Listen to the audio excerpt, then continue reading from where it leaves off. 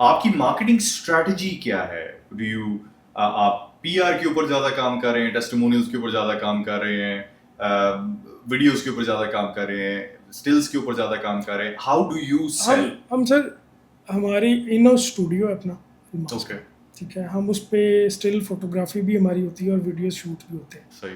ये दो चीज़ों को हम लेके चलते हैं और इन्हीं से हमारे इंस्टाग्राम पेज, फेसबुक पेज और हमारी वेबसाइट, हम खुद इसको इन हाउस रन करते हैं। ठीक है, और इसी से हमारी मार्केटिंग है। हमारे फॉलोअर्स हैं एक्चुअली जो जिन्होंने हमारे पेज को लाइक किया हुआ है इंस्टा के ऊपर, और जैसे ही हमारी कोई नई प्रोडक्ट आती है फ़ौरन हमारे ऑर्डर्स आने शुरू हो जाते हैं। हमें कोई बूस्टअप नहीं लगाना पड़ता बहुत ज़्यादा, हमें कोई मार्केटिंग नहीं करनी पड़ती। वो आपको तब ज़रूरत पड़ती है जब आपकी प्रोडक्ट बिक ना रही हो। लाइक मैंने 300 पेयर्स बनाए हैं। हम उस पर एक्चुअली हमारा जो फोकस रहता है ना, सप्लाई चेन के ऊपर भी बहुत रहता है।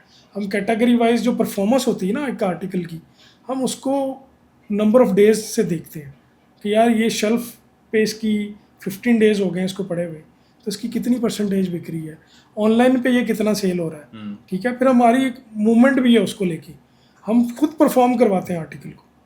हम ऐसे नहीं है कि आपने एक प्रोडक्ट बनाई और वो आपने लॉन्च कर दी, सब डिवाइड कर दी, सब शॉप पे भी दे दी, ऑनलाइन पे भी दे दी, अब हम बैठे हुए हैं कि ये कब बिक रही है। ऐसा नहीं है, हम उस एक एक आर्टिकल को डेली बेसिस पे देखते हैं। ये बिक कहाँ पे रहा है, ये ऑनलाइन पे बिक रहा है, तो भाई ऑनलाइन को ये स्टॉक कभी भी कम नहीं होना चाहिए इसका। ठीक है, मेरा काम है आर्टिकल को परफॉर्म करवाना। ऑनर ने अगर 300 पेयर पे इन्वेस्टमेंट कर दी है, तो भाई वो 40 डेज के अंदर 90% सेल होना चाहिए, वो सेल पे जाना ही नहीं चाहिए। अच्छा, वो बिक कहाँ पे रहा है, अगर आप ये देख रहे हैं ना आर्टिकल को, सपोज वो MM आलम पे परफॉर्म नहीं कर पा रहा, ठीक है, हाई एंड प्रोडक्ट है, वहाँ पे अच्छा कस्टमर था, उसको वो पसंद ही नहीं आई।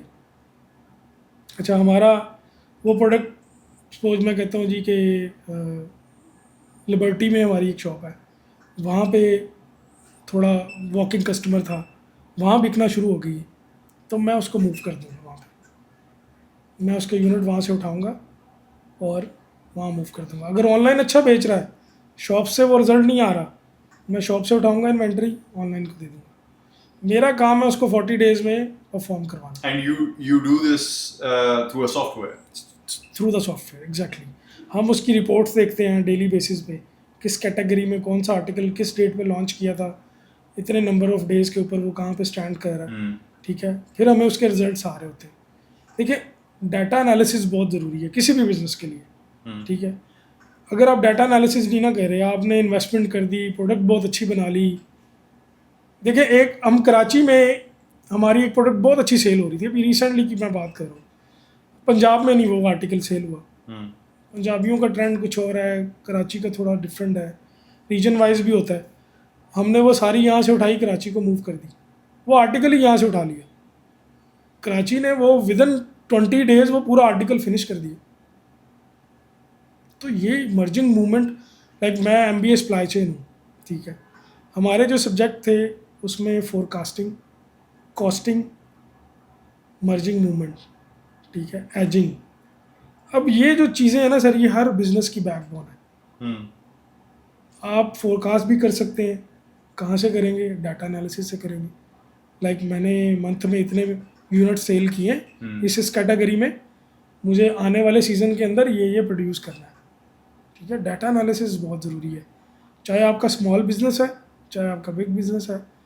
अगर आप अपनी इन्वेंट्री को नहीं देख रहे, अपनी सप्लाई चेन के नंबर ऑफ डेज़ को नहीं देख रहे, ठीक है, ये बड़ी टेक्निकल बात है जो हमने बहुत अरसे के बाद सीखी कि यार आर्टिकल परफॉर्म होता है। ठीक है, आप उसको तनहा नहीं छोड़ सकते, किसी भी प्रोडक्ट को आपका फोकस होना चाहिए उसके ऊपर। वो खुद से बोलती नहीं है, आपने बेचनी है वो। ठीक है, आपको पता है कि उसको कहाँ डिस्प्ले करना है। लाइक इसमें बहुत सारे स्टेप्स हैं, विजुअल मर्चेंडाइजिंग है जिसको हम ऑनलाइन भी लोग, अब AI का दौर आ गया तो आप उसको बड़ा अच्छे तरीके से प्रेजेंट कर रहे हैं वीडियोस के अंदर। लेकिन जब आप शॉप पे जाते हैं तो उसकी हाई एंड आपकी प्रोडक्ट आपकी आई के सामने होनी चाहिए, जो बेस्ट प्रॉफिट प्रोडक्ट जिसको मैं कहता हूँ, वो आप इंटर हो तो आपको नज़र आए। तो मेरा मेरा अपनी ये स्ट्रैटेजी है कि यार रिटेल के अंदर विजुअल मर्चेंडाइजिंग बहुत अहम किरदार अदा करती है। अगर आपने बिजनेस करना है और उसको फास्ट मूविंग सेल करनी है, और अगर सिर्फ आप यही सोच के बैठ गए कि मैंने इन्वेंट्री डाल दी है तो अब मेरे सेल्समैन इसको बेच देंगे, ऐसा नहीं होता सर। आपको उसका फॉलोअप लेना पड़ता है, और अगर वो नहीं परफॉर्म कर रही आप उस पर कमीशन स्ट्रक्चर ऐड करें, ठीक है। समटाइम कुछ चीज़ें खुद बिक रही होती हैं, डिज़ाइन बहुत अच्छा होता है, आप खुद पिक कर लेते हैं, कस्टमर उसको पिक कर लेता है।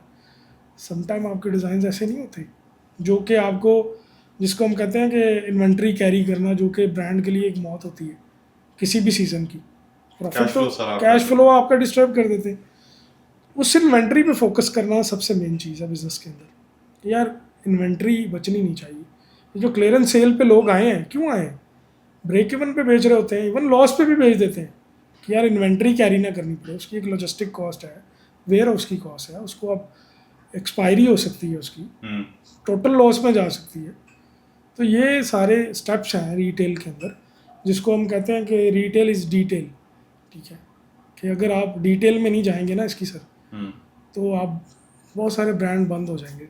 ऐसे होते हैं जब वो डिटेल्स में नहीं जाते कि हमें प्रोडक्ट देखनी है, ये फैशन ट्रेंड के मुताबिक है, हमारे जो मर्चेंडाइज़र हैं क्या उनकी रिसर्च इतनी अच्छी है। इवन लाइक मैं एक कंपनी में था तो उनकी कोई 150 शॉप्स थी, मैं नाम नहीं लूँगा अभी उसका। उन्होंने कहा यार विजुअल मर्चेंडाइज़र हमने ऐड करने हैं। ठीक है जी, ऐड कर लेते हैं।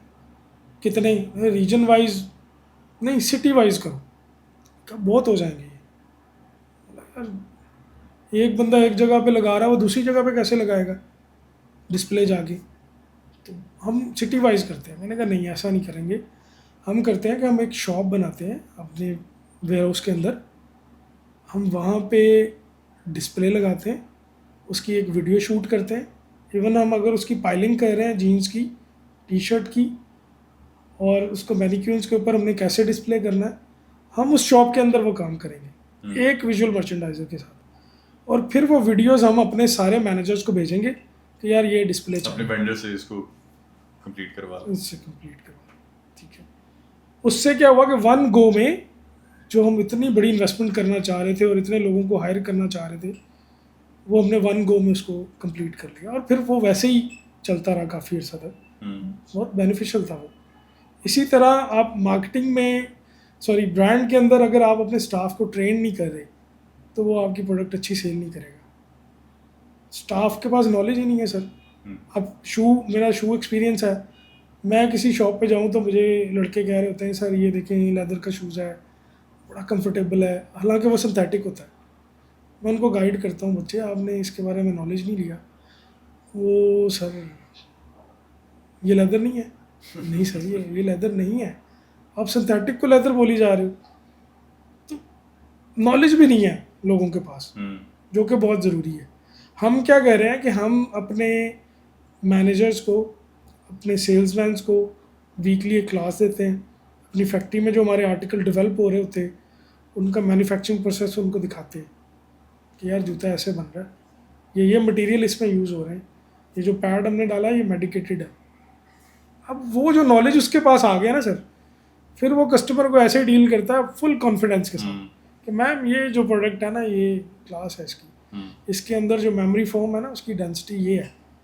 देखिए एक वेल नोन कस्टमर जब वो डेंसिटी सुनता है ना उससे, यार ये मुझे तो यही चाहिए थी, वो फ़ौरन प्रोडक्ट पिक कर लेता है। तो स्टाफ ट्रेनिंग बड़ी ज़रूरी है सर रिटेल के अंदर, जो कि मैं देख रहा हूँ कि ब्रांड, एक तो शफलिंग बहुत है पाकिस्तान के अंदर। आज मैं इधर हूँ तो कल मैं कहीं 5,000 की ऑफर मिली तो मैं शिफ्ट हो गया। सारी इंडस्ट्री के अंदर